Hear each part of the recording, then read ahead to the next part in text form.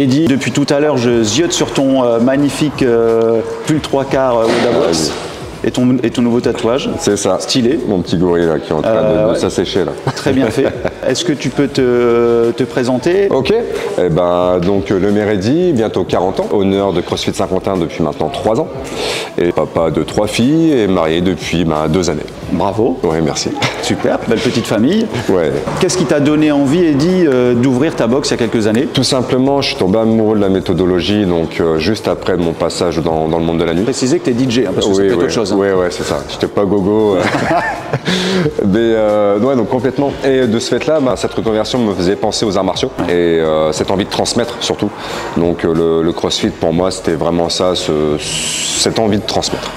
Et donc il fallait que je puisse m'ouvrir.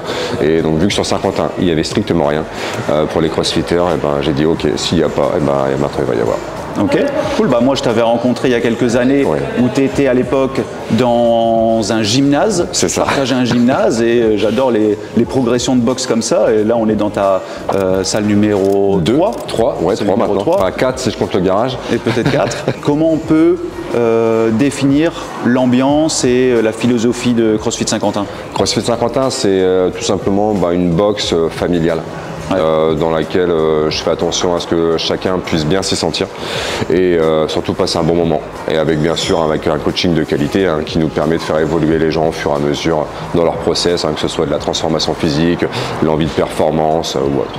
J'avais participé à la classe bodybuilding tout à l'heure, il y avait une spé gymnastique en même temps, donc c'était vraiment cool. Pourquoi tu orientes ta programmation et te dire par exemple là jeudi midi, il n'y avait pas de WOD, ce qu'on peut voir dans les salles de CrossFit, et toi tu te dis ok, je vais faire plutôt un functional bodybuilding et une spé gymnastique. Qu'est-ce qui t'a donné envie de faire ça? Tout simplement, le WOD, ok, il n'y a pas de problème, donc ça reste le cœur de la salle, donc le cœur de notre métier autour du CrossFit. Mais comme toute méthodologie, il y a également des points faibles sur lesquels je préfère mettre un peu plus d'attention. Comme une journée sur le jeudi, c'est censé être le rest day pour la plupart des crossfitters, comme on disait tout à l'heure. Donc autant profiter de cette journée-là pour y amener tout ce côté prévention de blessures ou simplement passer, comme sur la classe gym avec Clarisse tout à l'heure, faire du travail spécifique pour développer tout le travail en gym suspendu ou gym au sol. Donc voilà, donc c'est pour ça je profite du jeudi un peu pour amener cette ambiance-là et amener ces parties spé. Vraiment pour faire évoluer nos adhérents sur leur boîte. Ok. Et du coup sur aujourd'hui la classe gymnastique, c'est un thème que tu fais sur plusieurs cycles ou c'est changeant? Souvent c'est des cycles sur 5 semaines, de façon à pas toujours faire la même chose en permanence. On sait que nos adhérents ont besoin d'être stimulés, donc on essaie de les cycler sur 5 semaines et toutes les 5 semaines on vient ramener autre chose. Par exemple là j'ai actuellement sur la gym, ils sont beaucoup en gym suspendu, on travaille de leur première traction pour certains, du premier toast to bar ou peut-être du premier bar muscle up pour ceux qui veulent se challenger dessus. Et sur la partie FBB, donc on était vraiment, comme tu as pu le vivre tout à l'heure, sur tout un renfort, prévention de blessures, donc sur la partie haut du corps. C'est là, puis on aime bien également les faire pumper, les gars, ça leur fait toujours du bien pour leur ego, d'avoir des petits bras avec des veines ou les pecs un peu congestionnés. On vient pour ça, mais tu vois, la boxe, c'est un peu le même mode de fonctionnement. Moi, je garde toujours un watch shaker, mais en tout cas, sur le bodybuilding, on sort d'un cycle poussée-tirage dans un plan vertical, progresser aux tractions également. Et là, on est parti sur le mois d'avril avec un travail de réhab épaule et travail asymétrique. Excellent. Donc de tirer, de pousser également. Et en gymnastique, on va débuter plutôt notre cycle de traction avec des keeping et un deuxième niveau sur les butterflies. Justement, toi, comment tu manages le fait que en gymnastique, c'est difficile à coacher sur des groupes spé parce que y a plein de niveaux. Nous, chez CrossFit Saint-Quentin, donc Clarisse est la référente de la partie gym. Et de ce fait-là, par exemple, le mardi soir, c'est une classe qui est plutôt orientée pour les intermédiaires RX.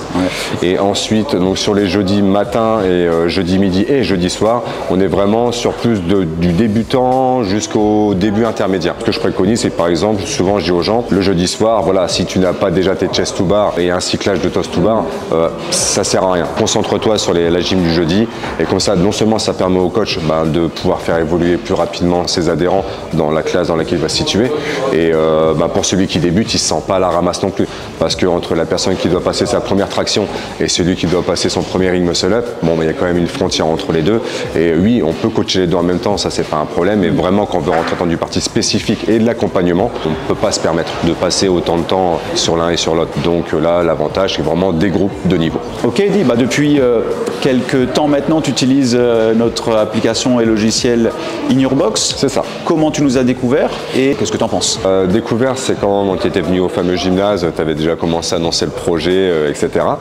Ensuite, j'ai fait l'ouverture de la box et on était sur DC+, et Strivey, donc pour tout ce qui a application, programmation de la box, etc. Et le problème que je rencontrais, c'est que j'avais plusieurs outils et mes adhérents se perdaient un petit peu. Ouais. Et que ce soit dans la gestion et même au niveau de DC+, il y avait pas mal de choses qui me plaisaient pas, sur la gestion des newsletters, il y avait pas mal de trucs sur lesquels c'était pas assez intuitif pour moi. Donc je suis venu vers toi. Là, tu as commencé à m'expliquer donc le principe de In Your Box, où là, on en a pu rééchanger autour de ça. Et aujourd'hui, pour moi, c'est un outil indispensable, clairement. Pour mes adhérents, rien que le fait, on parlait du social media qui est en interne, donc en termes d'échange, je ne suis pas obligé de créer un groupe WhatsApp pour pouvoir échanger avec mes adhérents. J'envoie l'information dessus, c'est fait directement. Ouais, sur la gestion des achats, on va gestion du frigo, les tenues, etc. Le shop, la gestion du frigo qu'on a pu voir tout à l'heure. Voilà, les gens peuvent directement acheter. Donc j'aime bien dire quand je vends l'application aux gens, c'est un peu la vie du crossfitter au sein de la box. Donc c'est-à-dire qu'il peut prendre ses programmations, suivre sa programmation, il y a son leaderboard dedans, son bloc-notes, et toute sa vie est résumée autour de l'application. Et moi j'ai besoin d'avoir une application pour tout faire. J'ai pas envie de chercher après à droite à gauche pour bosser. Ça me plaît pas. C'est cool que tu dis ça, puisqu'effectivement, il faut savoir que ça a été créé, parce que j'avais également, moi, dans ma box, d'autres logiciels, et ça part d'une frustration. Donc, c'est une application et un écosystème qui a été créé dans la salle en expérimentation pour après progresser et le développer auprès d'autres salles. Et effectivement, on va respecter le parcours de vie du crossfitter pour que dans la même application, il puisse facilement prendre une NOCO, une fitted au bar, comme avec les clients de ce midi, voir sa programmation, noter son score, avoir une information que tu mets toi en push notification ou avec le système de mailing, bien sûr réservé, et le côté réseaux sociaux pour toi mettre des informations et être sûr que tes adhérents récupère cette information, puisque dans ce monde où on a multitude d'informations, c'est difficile de capter l'attention des gens. Si on prend ton utilisation, Eddy, quotidienne du logiciel de gestion In Your Box, de quelle fonctionnalité tu ne pourrais plus te passer au quotidien? Actuellement, ça serait vraiment la partie gestion. Tout est centré, tout est simple. Je suis quelqu'un qui n'est pas... j'ai pas grandi dans tous ces trucs de comptabilité, etc. Donc, tu nous as dit que tu avais 40 ans. Hein. C'est ça. Je suis un jeune entrepreneur. Le côté application, etc., ça prend vite la tête. On n'est pas issu de cette génération-là. J'ai juste à cliquer sur gestion. Et là, je peux gérer les abonnements, je peux gérer les adhérents, les chiffres d'affaires, etc. Tout est centralisé et simple en visuel. Surtout ça qui est cool, c'est que c'est simple en visuel. Tu n'es pas obligé d'aller chercher des informations à droite à gauche. Voilà, tu peux tout gérer facilement. Chez In Your Box, on essaie vraiment de mettre et de penser que ça doit être une application pour les gérants de salles de sport, les coachs, bien sûr, mais au final, les personnes en nombre qui vont utiliser le plus l'application, c'est les clients finaux, les athlètes, les adhérents des salles. Quel retour, toi, tu peux avoir de tes adhérents sur l'application? Que des bons retours. Là-dessus, franchement, on va pas se mentir, j'ai que des bons retours sur l'application, dans le sens où elle est intuitive. Elle est simple d'utilisation, surtout que la nouvelle mise à jour, elle a encore un peu plus de gueule, etc. Donc, rien que les couleurs, et que ça travaille. Et de ce fait-là, eux s'y retrouvent facilement, que ce soit pour acheter, pour les informations. On revient à la même chose que tout à l'heure, mais clairement pour eux c'est vraiment un bon outil et surtout qui est facile d'utilisation. Donc c'est pareil, on n'est pas en train d'orienter nos adhérents sur 50 applications, ils ont une application pour gérer leur vie au sein de la box. Et de cette là, c'est simple et efficace.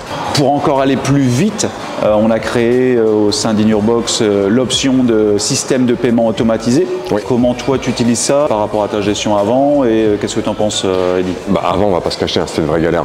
DC+, j'étais là, il fallait que je rentre le RIB, faire les autorisations, tout ça, ça prenait une plombe. Là aujourd'hui, ton prospect vient, ça me prend 1 minute. à faire son abonnement. Clairement, il rentre ses informations sur le téléphone.